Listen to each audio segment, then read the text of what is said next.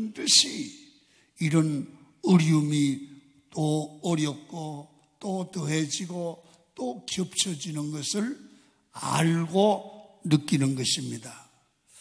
그래서 고난을 당하면, 오늘 요사이 같은 어려움을 당하시면 이야, 힘들다, 어렵다, 언제 이 어려움이 풀리나, 이렇게 고백을 하게 되어 있습니다. 여러분, 어떤 분은 살아가면서 삶이 너무 힘드니까 여러분 가슴앓이를 한대요. 그래서 우리 인생을 살아가면서 왜 이런 고난을 당할까? 은인을 알 수 없을 때 어디 호소할 데가 없으니까 하나님 왜 이러시는 겁니까? 왜 내게만 이런 고난을 당하는 겁니까? 왜 이런 고난이 겹쳐지는 겁니까? 그러시면서 하나님 앞에 원망을 하거나 하나님 앞에 원망 섞인 기도를 할 때가 있습니다. 그런데요, 이렇든 저렇든 우리에게 당한 고난도 시간이 지나면 다 지나갈 줄로 믿습니다. 그리고 나서 고난의 의미를 깨닫고 나면, 시간이 지나고 나면 의미를 깨닫고 우리 신앙이 한 단계 성장해 갈 줄로 믿습니다. 그래서 오늘 제가 고난을 당할 때, 고통을 당할 때, 이런 어려움을 당할 때에 꼭 성도들이 붙들어야 될 고난을 승리하는 지침이 있어요. 지침. 사람은요, 어려움을 당할 때 그 지침을 꼭 붙들면 그 고난을 축복으로 바꿀 줄로 믿습니다. 자, 그러면 우리가 붙들어야 될 지침 첫 번째는 뭐냐 하면, 우리는 하나님을 알아야 되는데, 여러분 모든 것을 잘 아시는, 나보다 나를 더 잘 아시는 하나님을 믿고 하나님을 바라보라는 거예요. 다시 말하면 오늘 욥기 23장 10절에 이렇게 말씀을 합니다. 우리 같이 모두가 읽습니다. 시작. 내가 가는 길을 그가 아시나니. 내가 믿는 하나님이, 여러분들과 저희가 믿는 하나님이 내가 가는 모든 길을 알고 계신다는 거예요. 전지하신 하나님은 내가 나를 아는 것보다 하나님이 나를 더 잘 아신다는 겁니다.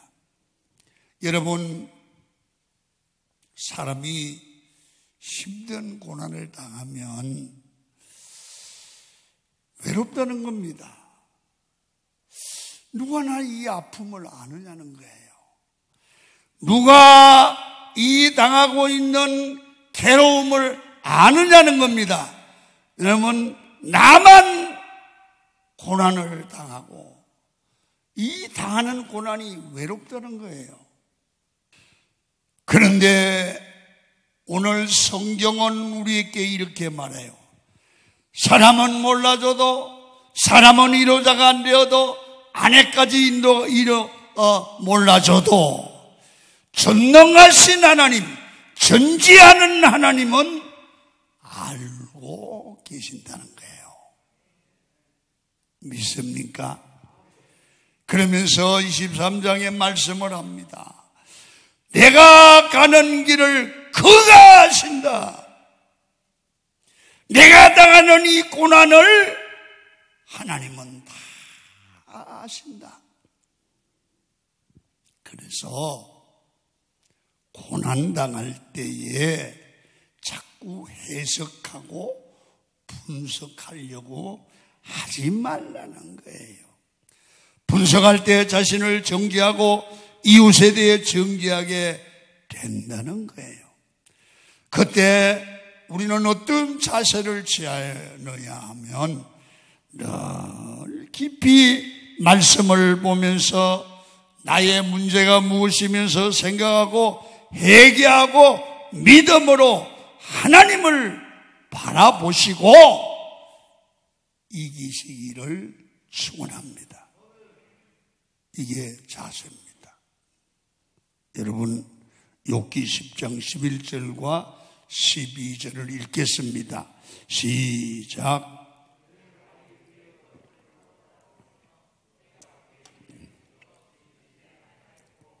내가 그의 입술의 명령을 어기지 아니하고 정한 음식보다 그 입의 말씀을 기히 여겼더로다. 여러분, 고난 중에도 환경을 탓하지 않고 말씀만 붙들고 있어야 된다는 거예요. 고난 중에도 계속 기도하면서 믿음을 지키고 말씀을 붙들고 있으시면 돼요. 그러면 어느 때가 되면 하나님이 회복시키시고 승리를 주실 줄 믿습니다. 하나님은 아십니다. 하나님은 아십니다. 하나님은 그 사람을 통해서 영광을 받으십니다. 이게 우리가 붙들어야 될 첫 번째 메시지예요. 두 번째, 모든 것을 하실 수 있는 전능하신 하나님을 믿어야 돼요. 첫 번째는 모든 것을 아시는 하나님을 믿고, 두 번째는 모든 것을 할 수 있는 전능하신 하나님을 믿으라는 거예요. 우리는 고난을 당하면서 이런 질문을 합니다. 과연 하나님은 이 문제를 해결할 수 있는 능력이 있는가? 하나님은 전능하시다고 하는데 진짜 능력이 있으신 하나님인가? 능력이 있다고 하시면 왜 이런 불행을 해결해 주지 않으시는가? 여러분, 고난이 계속되면 하나님이 전지전능하시라는 게 어떨 때는 의심이 되는 거예요. 흔들리게 되는 거예요. 하나님께 대한 섭섭함이 있는 겁니다. 하나님, 왜 이런 민족의 아픔을 도와주시지 않는 거예요? 여러분들과 제가 그렇게 기도하잖아요. 여러분, 내가 지금 예를 들면 돈이 없어서 너무 힘드는데 하나님이 도와주지 않는다면 하나님이 나를 사랑하지 않는 것 같을 때 그렇게 느껴지잖아요. 기도해도 응답이 없고 환경이 변화되지 않는 것 같습니다. 내 안에 병은 계속 고통을 주는데 왜 하나님은 그냥 계시는 거예요? 의심이 가죠. 여러분, 그럴 때 우리 모두 성경을 잘 이해해야 됩니다. 전능하신 하나님의 일하시는 방식을 아셔야 합니다. 하나님은 우리 인생 가운데 고난이 오지 않도록, 불행이 오지 않도록 하나님의 전능하심을 행사하는 게 아니라는 거예요. 그렇게 할 수도 있지만, 그러나 고난이나 불행이 오지 않도록 하나님의 능력을 그렇게 쓰시는 게 아니라 하나님은 우리 삶 가운데 어떤 고통이나 어떤 불행이 온다고 할지라도 그것을 통하여 우리를 단련하시고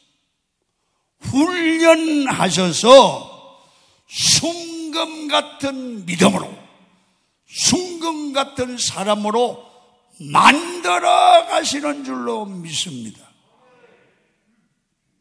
여러분, 이 말씀의 신약적인 표현은 하나님을 사랑하는 자, 그 뜻대로 부르심을 받은 자들을 합력하여 선을 이루신다는 거예요. 하나님이 전능하시다는 말은 삶의 모든 것을 다 포함을 해서 말씀을 하시는데, 때로는 나쁜 것들도 오는 겁니다. 환난도 오는 겁니다. 그것을 다 바꾸어서 그것을 종합해서 순금 같은 믿음으로 만들어가는 거예요. 깨닫게 하는 거예요. 성장시켜 가시고 변화시켜 가시는 하나님이심을 믿으시기를 축원합니다. 그래서 욥은 23장 10절에 이렇게 말씀을 해요. 시작. 그러나 내가 가는 길을 그가 아시나니 그가 나를 단련하신 후에는 내가 순금같이 되어 나오리라. 옛날 성경에는 정금같이 되어 나오리라. 정금같이. 내 삶 가운데 하나님이 역사하셔서 고난 가운데 결국에는 나를 순금이 되게 하시고 결국에는 반드시 나를 단련하여 정금 같은 신앙으로 만들어 가실 줄로 믿습니다. 이 말씀의 신약적인 그 표현을 한번 읽어봐요. 로마서 8장 28절입니다. 시작. 우리가 알거니와 하나님을 사랑하는 자 곧 그의 뜻대로 부르심을 입은 자들에게는 모든 것이 합력하여 선을 이루느니라. 모든 것이라고 했어요. 모든 것. 모든 것은 우리 인생에서 일어나는 그 어떠한 일이라도 그것이 선한 일이든 고통이든 아픔이든 고난이든 모든 것이 합력하여 선을 이루게 하고 복이 되게 하고 정금 같은 믿음이 되게 한다. 믿어지시면 아멘. 여러분, 우리를 다른 말로 오늘 본문 욥기는 순금 같은 인간, 순금 같은 믿음으로 만들어가는 가정이라는 거예요. 받아들이시면 아멘. 인정하시면 아멘. 사도 바울을 보면 그의 삶이 그냥 평안했던 건 아닌 것 같아요. 그의 삶에 핍박이 있었고 육체적인 가시가 있었고 수많은 병도 있었어요. 어떨 때는 두들겨 맞기도 하고 어떨 때는 조롱을 받고 모욕을 당하고 오해를 당하고 사도권을 부인당하고 인간적으로 배신하고 감옥에 당하고 핍박을 당했습니다. 얼마나 고난과 아픔이 많았는지요. 여러분, 바울은 아픔이 많았고 배고픔을 아는 사람이었습니다. 사도 바울이 그때 그 고백이 그냥 편안하게 살아서 이루어진 건 아니잖아요. 다른 사람의 아픔과 고통을 다 사도 바울이 이해할 수 있었던 것은 그냥 알아진 게 아니에요. 그는 수많은 시련과 고난을 통해서 이 고난을 통한 하나님의 섭리를 보는 신앙으로 만들어지고 다듬어져 갔던 거예요. 성도 여러분, 여기 합력이라는 단어는 우리가 요새 세상 사람들이 쓰는 시너지, 그런 표현, 시너지. 여러분, 시너지는 여러 가지가 섞여서 공동으로 작용되는 것, 동반 상승되는 것, 더욱 더 잘 되는 것, 이런 뜻이 있어요. 인생에 이런저런 경험과 아픔들이 모여서 시너지 효과를 만들어내는데 결국에는 이런저런 고난과 아픔들이 인생을 순금같이 만드는 그런 시너지 효과를 만들어낸다. 그래서 우리 삶에 고통과 고난이 많은 것을 좋아하는 사람이 누가 있겠습니까? 배신당하고 질병을 당해서 고통을 몹시 하고 상처를 받는 일들이 누가 좋겠습니까? 우리가 살아가면서 하나님이 나와 함께 계셔서 배신 안 당하고 질병 안 걸리고 누구보다 상처 안 받게 하는 그런 하나님이 우리를 지켜주심을 기다리잖아요. 근데 하나님의 뜻은 그 아픔과 때로는 상처와 고난들을 여러분 우리에게 허락하시고 그냥 두고 보실 때도 있다는 거예요.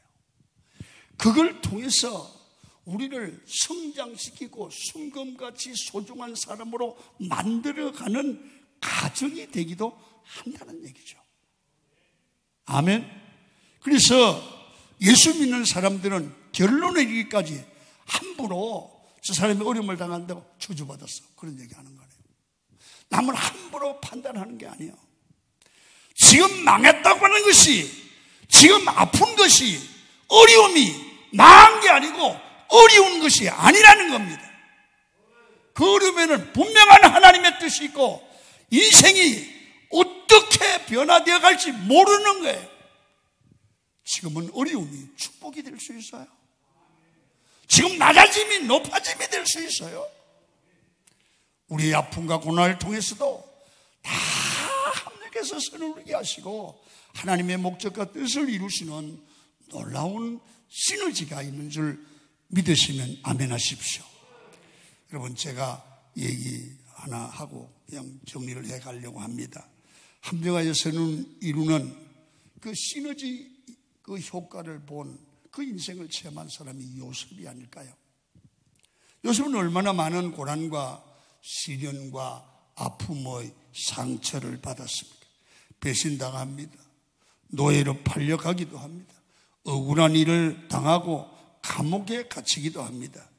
주님께서 모든 것을 모아서 시너지 효과를 이루시는데 그의 고난당하는 게, 팔리는 게, 여러분 억울한 누명을 쓰는 게, 감옥 생활을 하는 게 시너지 효과, 합력하여 선을 이루어서 애굽의 총리가 되고 동족을 살리는 그런 효과. 오늘 제가 설교하는 게 이겁니다. 여러분, 그래서 요셉이 인생을 이 합력하여 선을 이루시는 하나님을 경험하고 그가 고백한 내용을 성경을 좀 읽으면서 여러분 보겠습니다. 창세기 45장 5절입니다. 시작. 당신들이 나를 이곳에 팔았다고 해서 건심하지 마소서, 한탄하지 마소서. 하나님이 생명을 구원하시려고 나를 당신들보다 먼저 보내셨나이다. 여러분 7절입니다. 시작. 하나님이 큰 군으로 당신들의 생명을 보존하고 당신들의 후손을 세상에 두시려고 나를 당신들보다 먼저 보내셨나이다. 5절, 8절입니다. 시작.